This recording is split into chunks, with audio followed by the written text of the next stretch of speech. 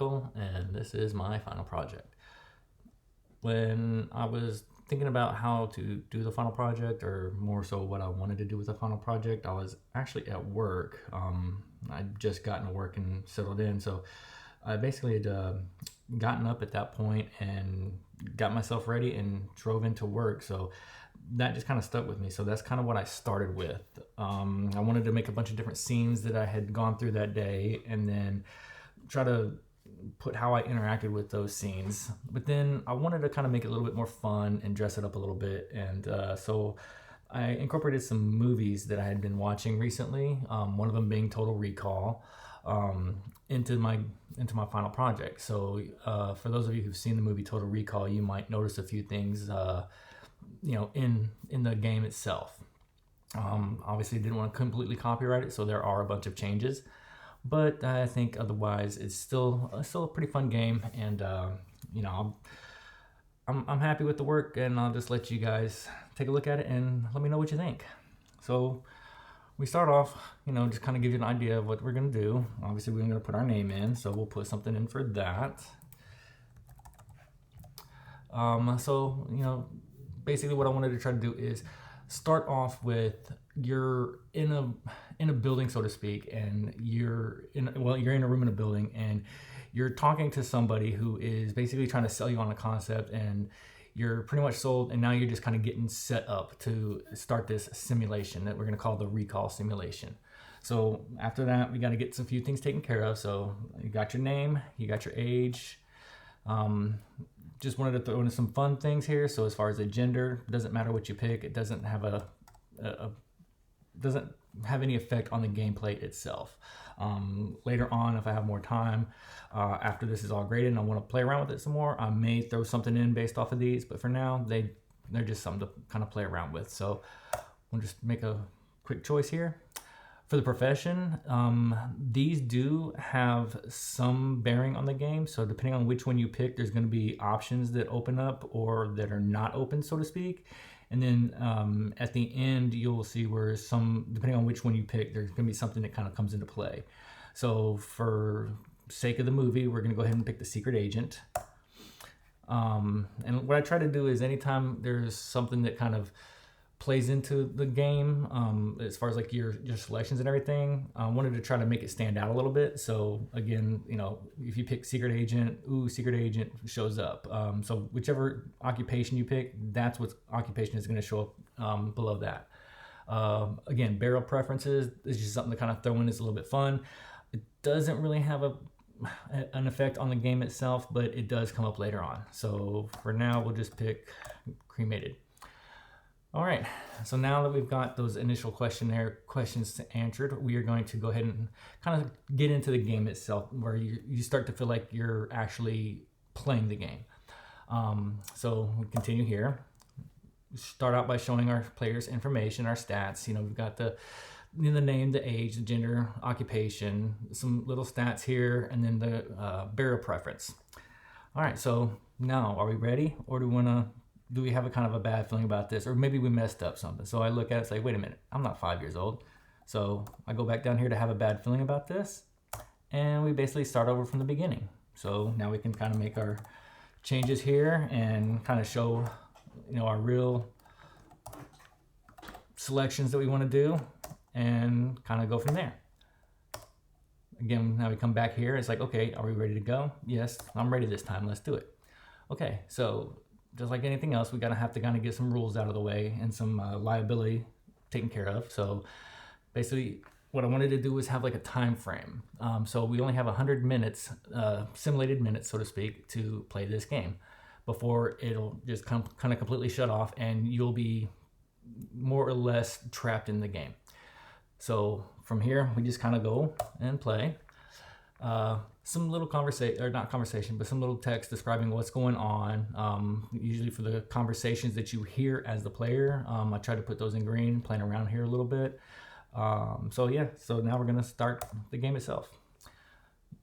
Starting the game, you wake up in a bed, and you have some options here. You want to hit the snooze button and go back to sleep. You want to get up and start your day. Do you want to show your inventory? What I wanted to do is have the timer kind of prominently displayed. So up here, you can see where the timer starts out at 100. Also, one thing I wanted to do was to show inventory. You do start off with some inventory. You do, again, you just woke up, so you have some sleepwear on. And you do have a smartwatch that also has your timer in it as well. For the purpose of this demonstration, I wanted to leave the game state here. I'll show you what that entails a little bit later on. And also this player information, there's some changes that can be affected by your decision. So I wanted to kind of show that as we play through the game here as well. So let's say, we want to hit the snooze button. We want to get some more sleep.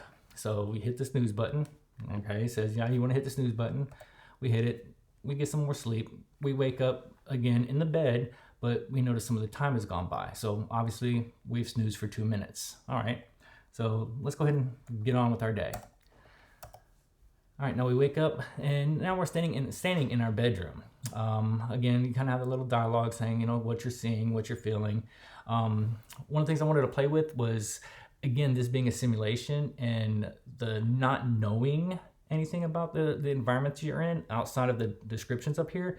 All you really see is doors. So let's just go ahead and pick the door on the left. So you enter the door on the left and it takes you to a bathroom.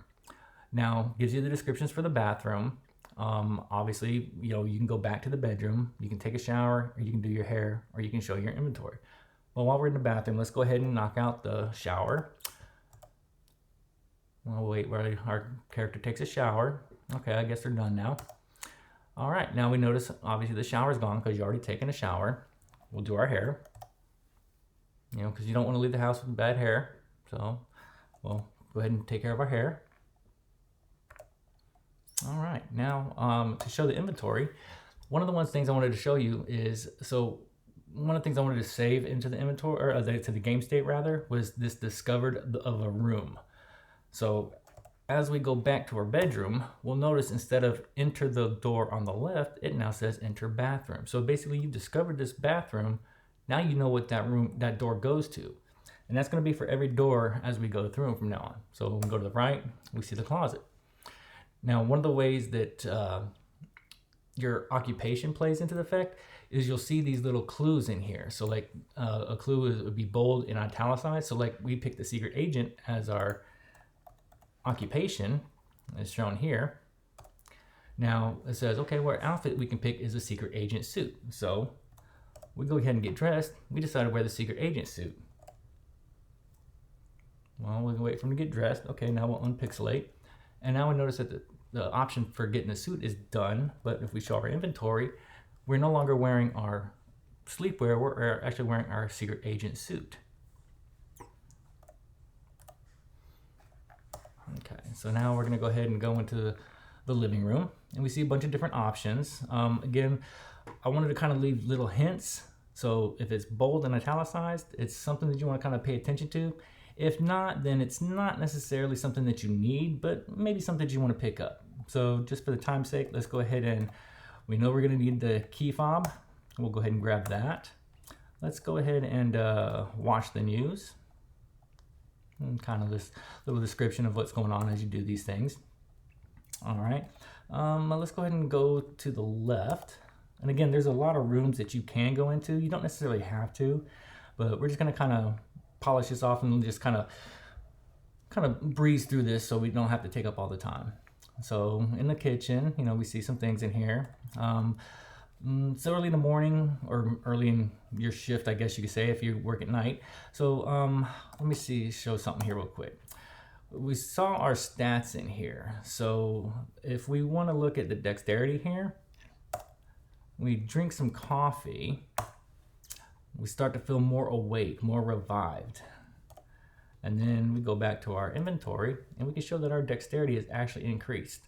So some of the things you interact with can have an effect on things that you don't necessarily see right away, but they will show up and have an effect later on. All right, so we'll go ahead and go into the door here to the garage. We'll go ahead and jump in the vehicle. And I kind of wanted to show that, like, okay, since you're in the vehicle, you only have 2 options. 3, 4, and 5 are kind of, messed up and everything, so you can't really select those. So we'll just go ahead and select drive to work. All right, now we're just waiting to get to work. All right, now we're in the parking lot outside of our job. And as you can see, as we go through our day, we lose time each time we go through. So now we're outside of our work in the parking lot. Wait a minute, we can't get in. Let's ask the door if it'll open up. No, it doesn't look like it's gonna open up. So we must have missed something. We may have to go back to the house. Let's go back home. Oh, it took too long. We've run out of time. So the timer has ended. So now we can't continue to play. So we basically start over from the beginning. All right, for this one, I'm gonna kind of rush through just to, again, not to take up too much time with this film. All right, so again, I'm gonna kind of rush through this. I know all the correct path to get through it and what all you're gonna need to get to the end. So I'm just gonna, again, just kind of get through this so we can see what happens when you do get in the door at the end.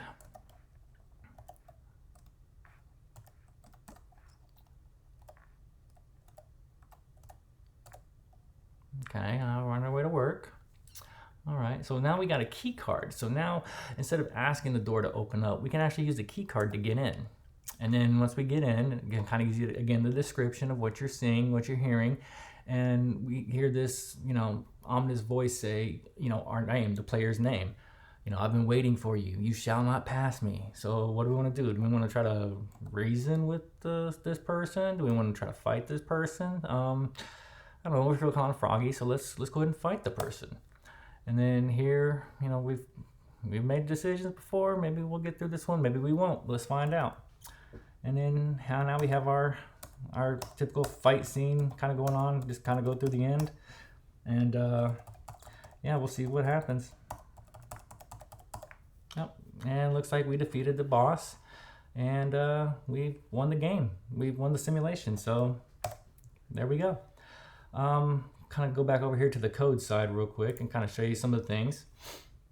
The basic show inventory role here for simulation of numbers. Here's for the timer. So basically, as the timer counts down based off what you do, if it reaches 0 or gets less than 0, this is where it kind of takes you and just kind of ends the game. Defining your player, your bad guy, your items, the battle, and showing the player. So kind of get down here to where we have all of our items, and then I want to show one thing down in here.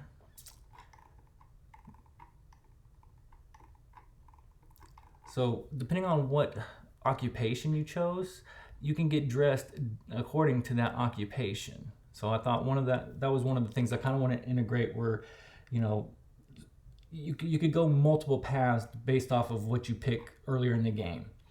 So